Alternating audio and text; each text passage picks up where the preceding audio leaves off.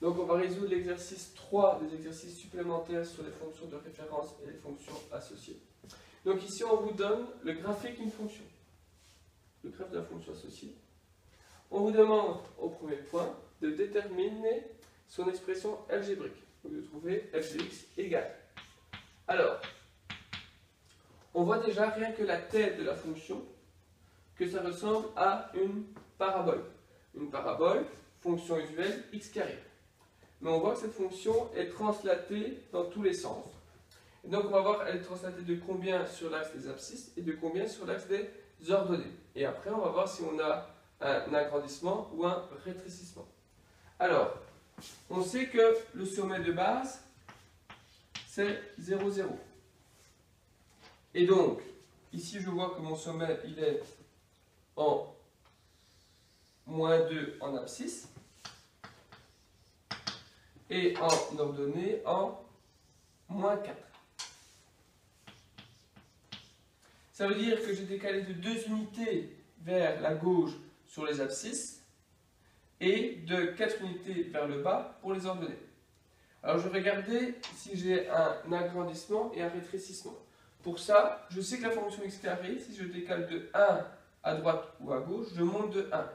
Mais ici on voit que si je décale de 1, je monte de 1, des deux côtés. Donc ça veut dire que je n'ai pas d'agrandissement ni de rétrécissement. Donc j'ai juste la transformation vers la gauche et vers le bas. Donc, comme sur les abscisses, c'est à l'intérieur du carré, je fais toujours le contraire de ce qu'on a fait. Donc au lieu de faire moins 2, je dois faire plus 2.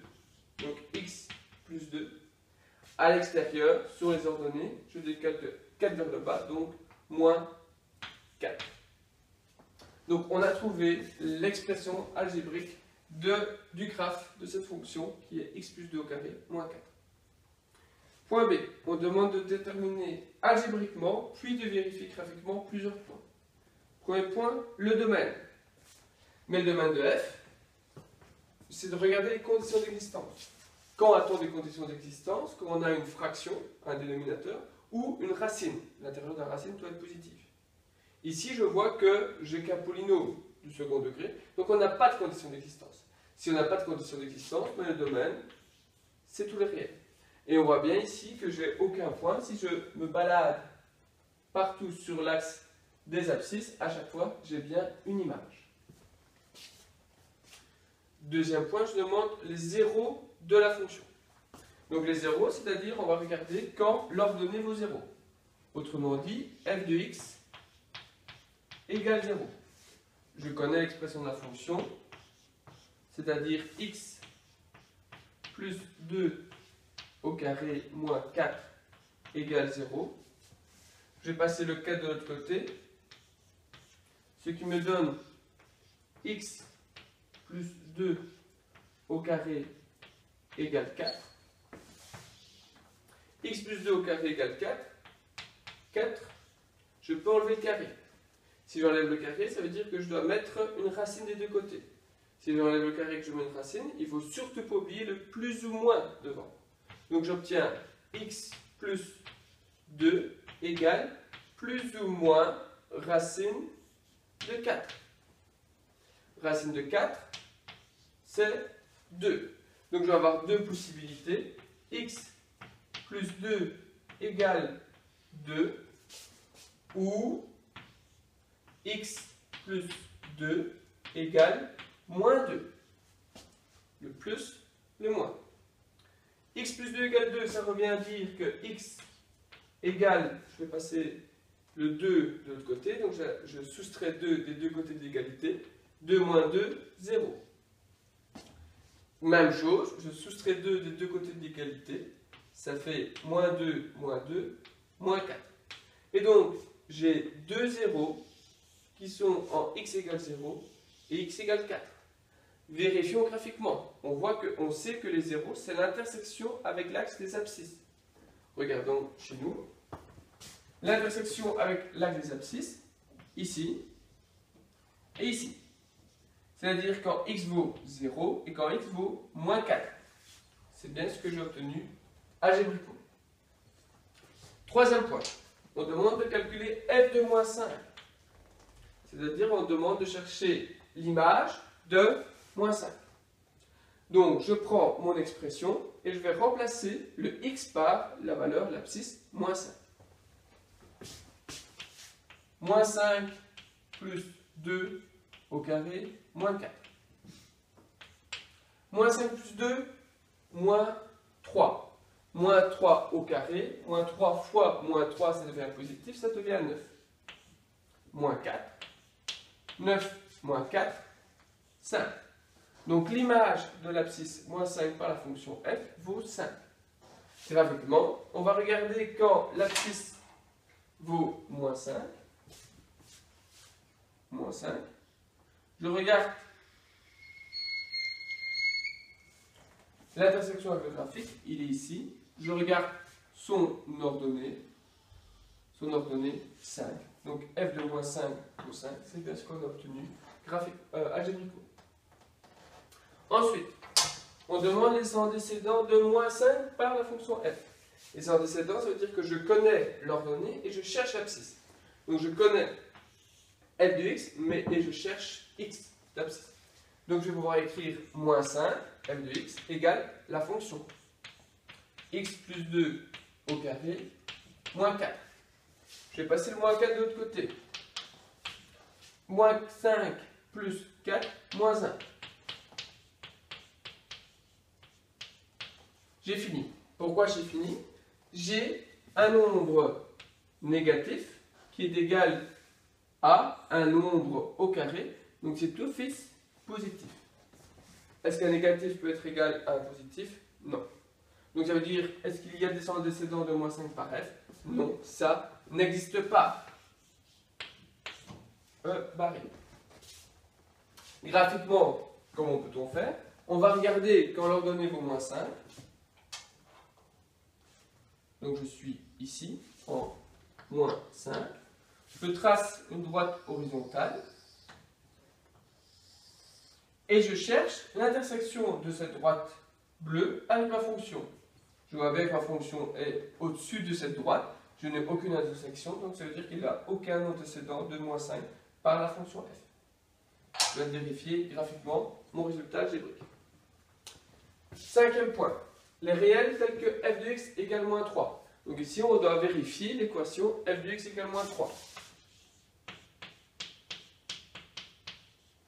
Donc, je remplace f de x par ma fonction x plus 2 au carré moins 4 égale moins 3. J'isole x plus 2.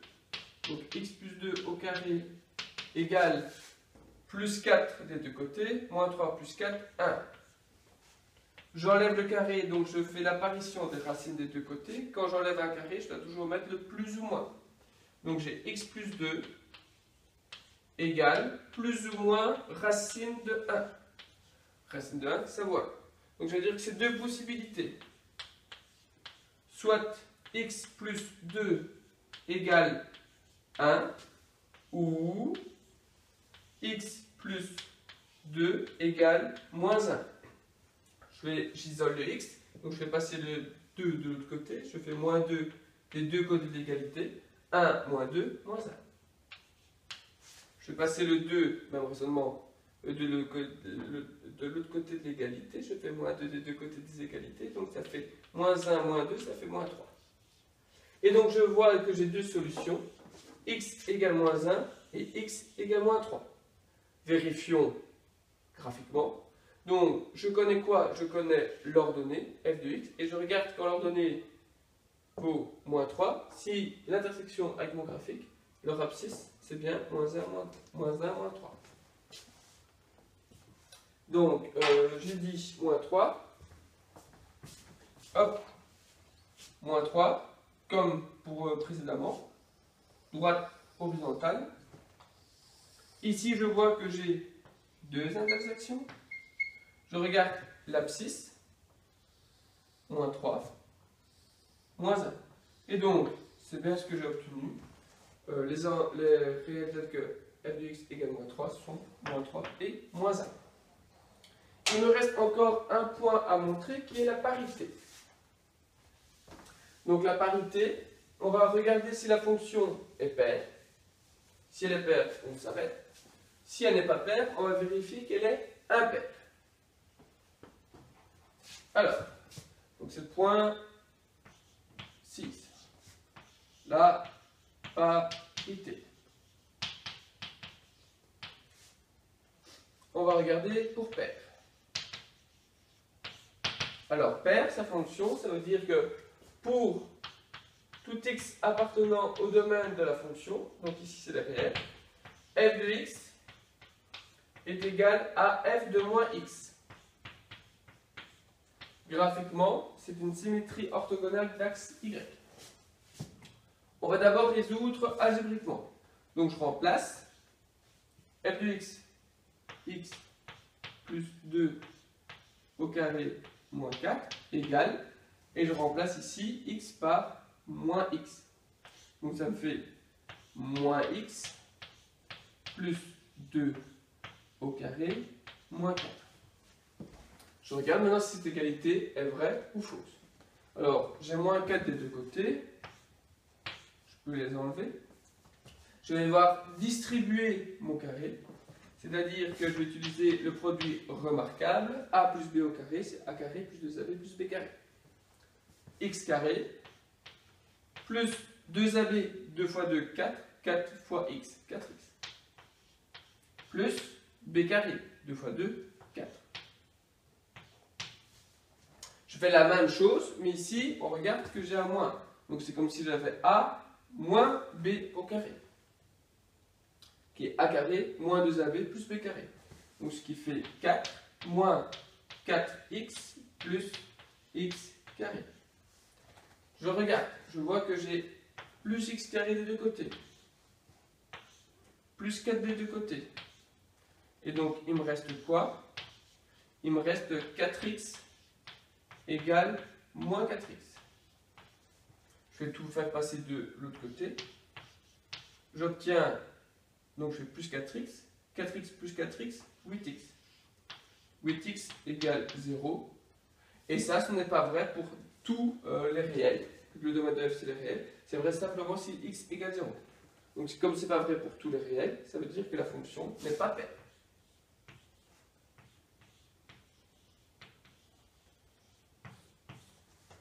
Alors, on continue. Comme elle n'est pas paire, on va regarder si elle est impaire.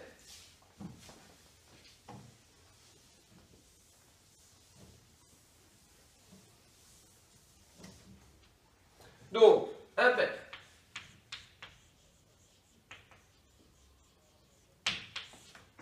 Pour tout x appartenant au domaine de la fonction, il faut regarder si f de moins x est égal à moins f de x. Je recopie du coup, ça me donne, je remplace x par moins x, ce qui me donne moins x plus 2 au carré moins 4, moins f de x, donc moins tout ça, grande parenthèse, x plus 2 au carré moins 4. Je développe. Ça me donne 4 moins 4x plus x carré moins 4. Moins, je développe, x carré plus 4x plus 4 moins 4. Je simplifie, ça me donne x carré, 4 moins 4, ça s'en va, il me reste moins 4x. Et ici, dans la parenthèse, 4 moins 4, il me reste aussi x carré plus 4x.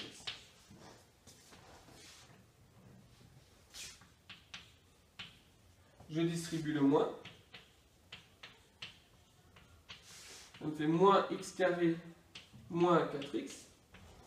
J'ai moins 4x des deux côtés.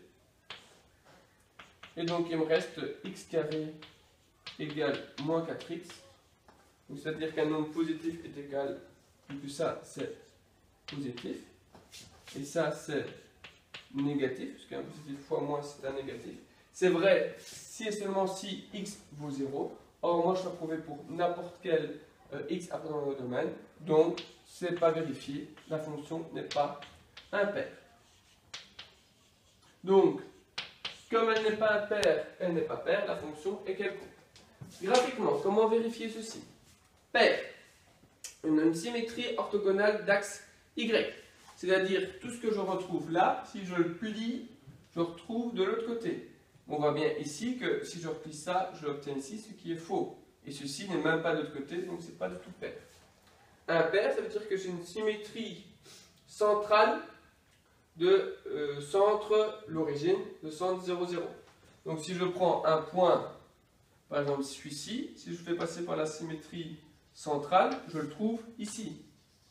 Ce qui est faux, donc on n'a pas de symétrie centrale, on l'a montré pour une valeur, donc c'est suffisant, et donc ça montre que la fonction n'est pas impaire, et donc la fonction est quelconque.